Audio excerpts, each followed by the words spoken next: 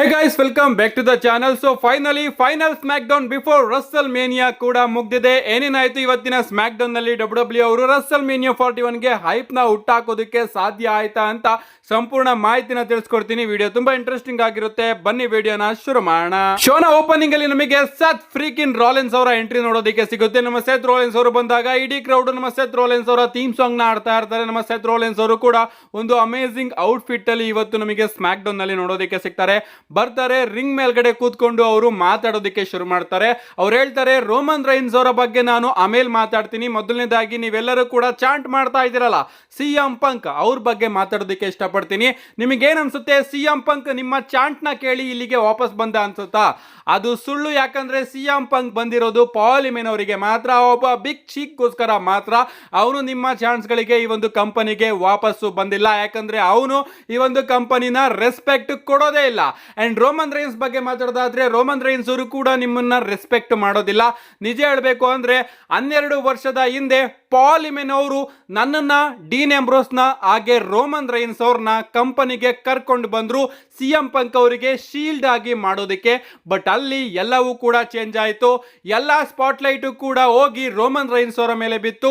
WWE company ಅವರು Roman Reigns ಅವ್ರನ್ನ next John ಸೀನಾ, next cash cow ಮಾಡೋದಕ್ಕೆ ಇಷ್ಟಪಟ್ರು. ಅಂಡ್ ಅದರಿಂದ ಎಲ್ಲಾ ಸ್ಪಾಟ್ಲೈಟ್ ನು ಕೂಡ ರೋಮನ್ ರೈನ್ಸ್ ಅವರು ತಗೊಂಡೋದ್ರು. ಬಟ್ ನಾನು ಆ ರೀತಿ ಅಲ್ಲ. WrestleMania 40 ಅಲ್ಲಿ ಏನಾಯ್ತು ಅಂತ ನಿಮ್ಗೆ ಗೊತ್ತಿರಬಹುದು. ನನ್ನ ಕಾಲಿಗೆ ಇಂಜುರಿ ಆಗಿದ್ರು ಕೂಡ ಮನೆಯಲ್ಲಿ ನನ್ನ ಸ್ಟೆಪ್ ಫಾದರ್ ಸಾವಿನ ನಡುವೆ ಹೋರಾಡ್ತಾ ಇರಬೇಕಾದ್ರೂ ಕೂಡ ನಾನು WrestleMania ನ ಅಟೆಂಡ್ ಮಾಡಿದೆ. ಅಂಡ್ ಕೋಡಿ ರೋಡ್ಸ್ ಅವರು ಗೆಲ್ಲೋದಕ್ಕೆ ಹೆಲ್ಪ್ ಮಾಡಿದೆ. ರೋಮನ್ ರೈನ್ಸ್ ಅವರು ಸೋಲ್ಲೇಬೇಕು ಅಂತ ಒಂದೇ ಒಂದು ಕಾರಣಕ್ಕೆ ನಾನು WrestleMania ಗೆ ಬಂದಿದ್ದೆ ಅಷ್ಟೇ.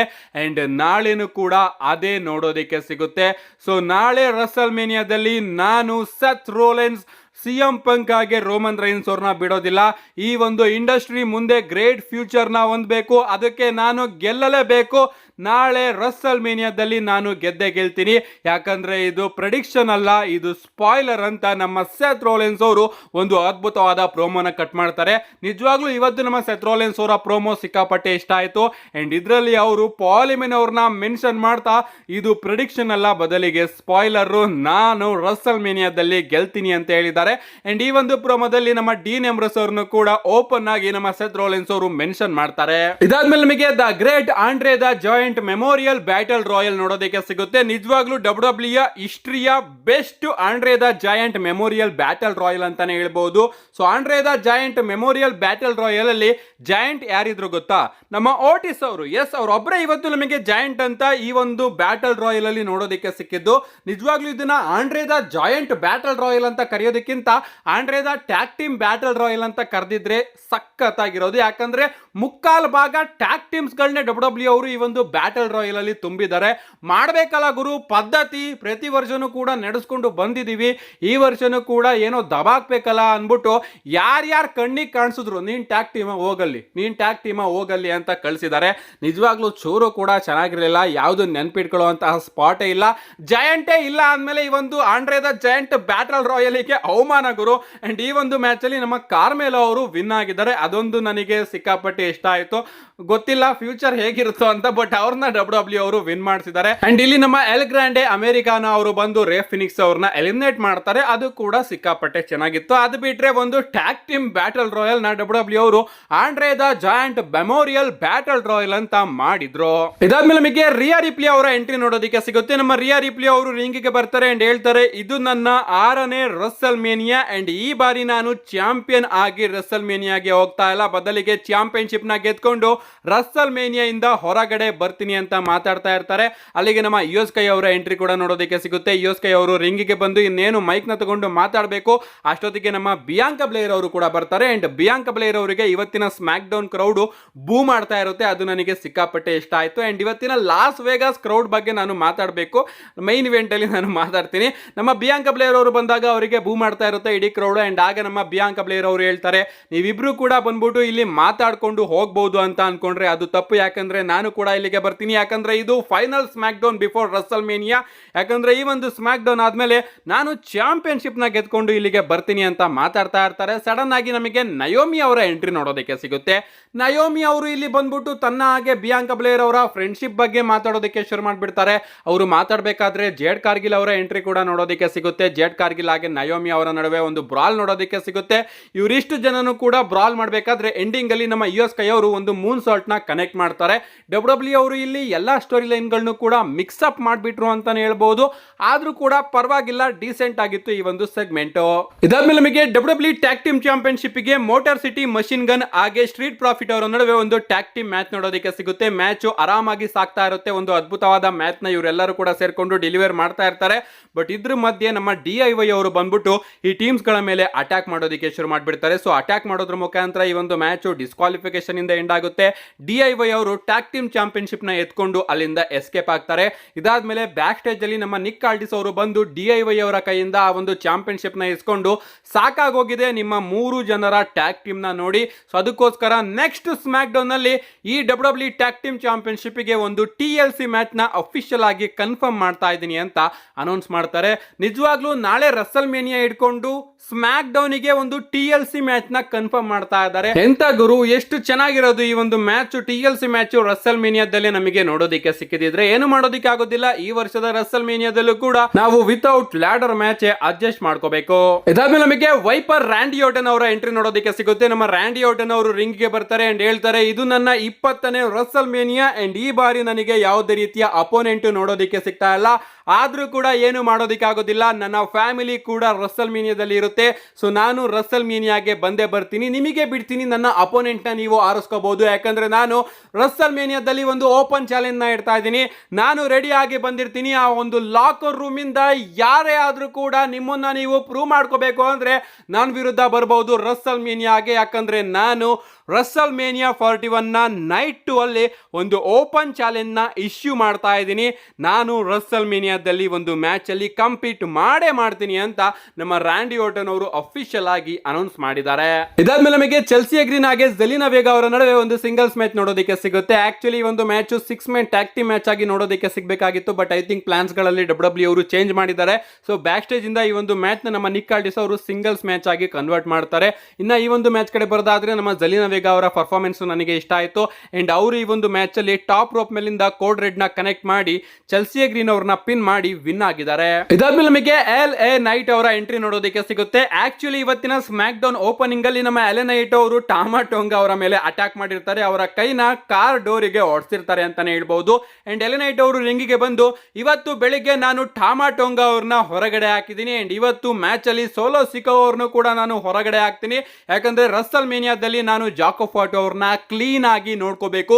ಜಾಕೋ ಫಾಟು ಕಳೆದ ವಾರ ನೀನು ಈ ಒಂದು ಚಾಂಪಿಯನ್ಶಿಪ್ ನ ಕೈಯಲ್ಲಿ ಇಟ್ಕೊಂಡಿದ್ದೆ ಅಲ್ವಾ, ಅಷ್ಟೇ ಕ್ಲೋಸು ನೀನು ಈ ಒಂದು ಚಾಂಪಿಯನ್ಶಿಪ್ ಹತ್ರ ಬರೋದಕ್ಕೆ ಆಗೋದು. ಯಾಕಂದ್ರೆ ನೀನು ಗೆಲ್ಲೋದಿಲ್ಲ.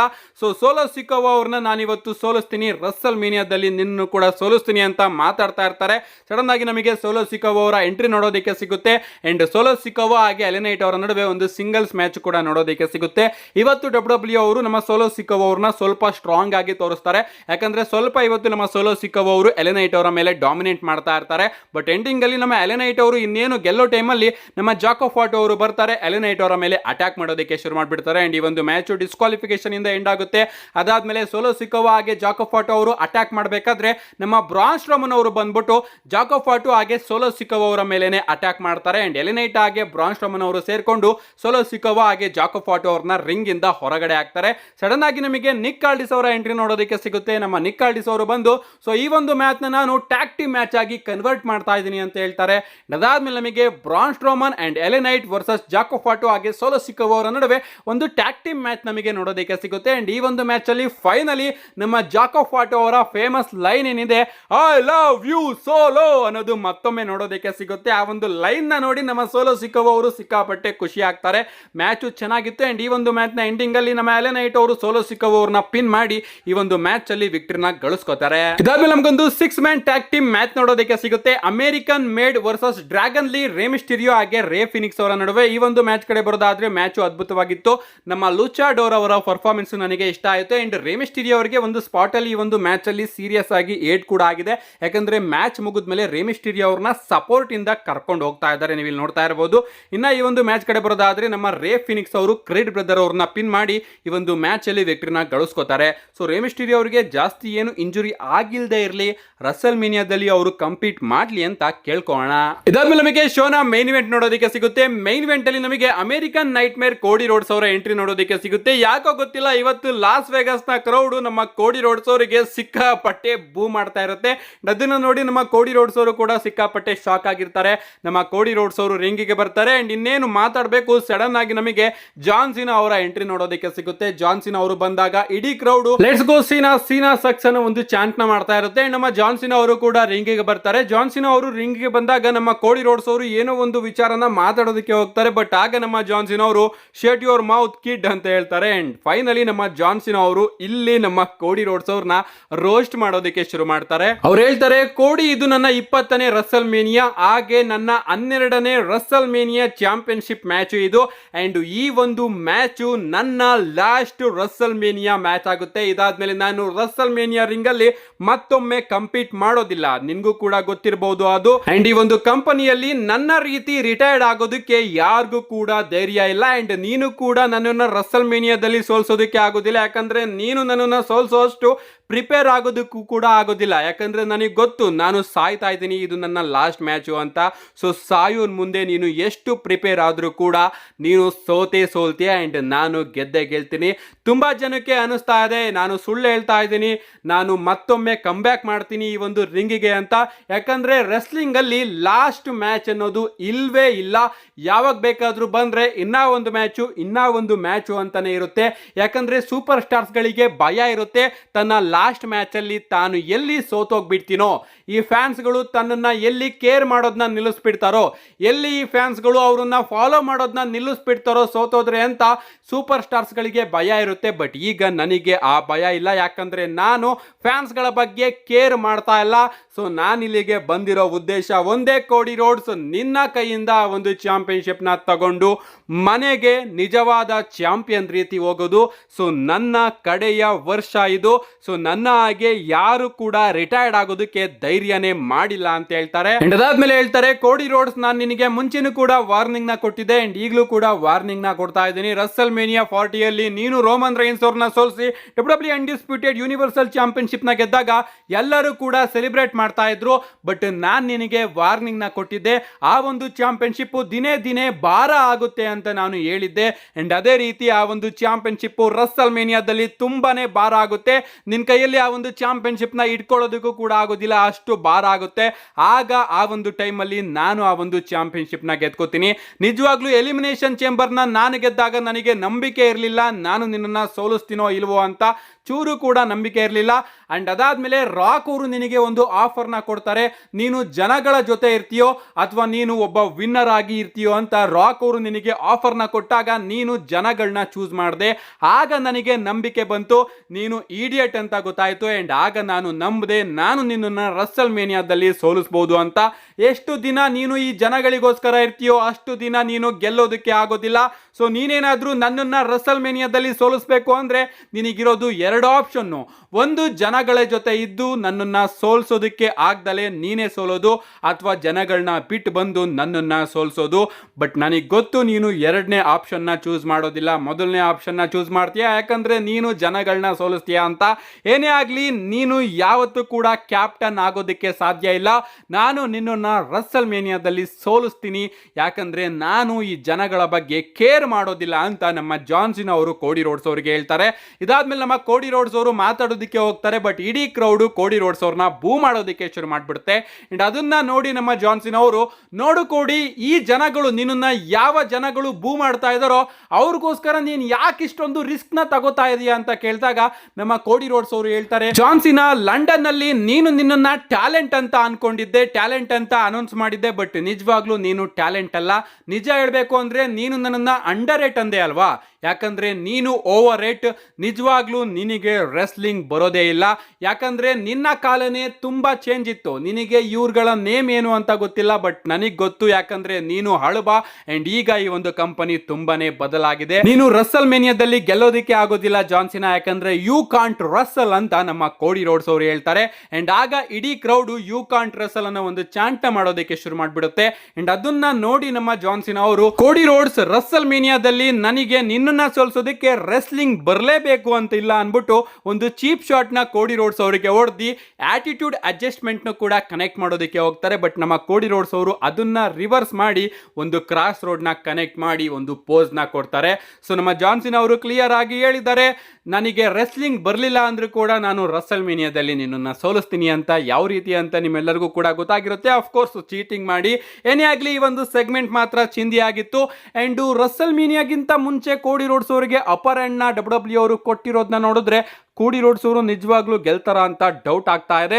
ಸೊ ಫೈನಲಿ ಇವತ್ತಿನ ಸ್ಮ್ಯಾಕ್ ಡೌನ್ ಕೂಡ ಮುಗ್ದಿದೆ. ನನಗೆ ಒಂದು ರೀತಿ ಡೀಸೆಂಟ್ ಸ್ಮ್ಯಾಕ್ ಡೌನ್ ಅಂತ ಅನಿಸ್ತು. ನಿಮ್ಗೆ ಅನ್ನಿಸ್ತು ಇವತ್ತಿನ ಸ್ಮ್ಯಾಕ್ ಡೌನ್? ನಿಮ್ಮ ಅನಿಸಿಕೆನ ಕಮೆಂಟ್ ಮಾಡಿ ಅಂತ ಹೇಳ್ತಾ see you guys in my next video.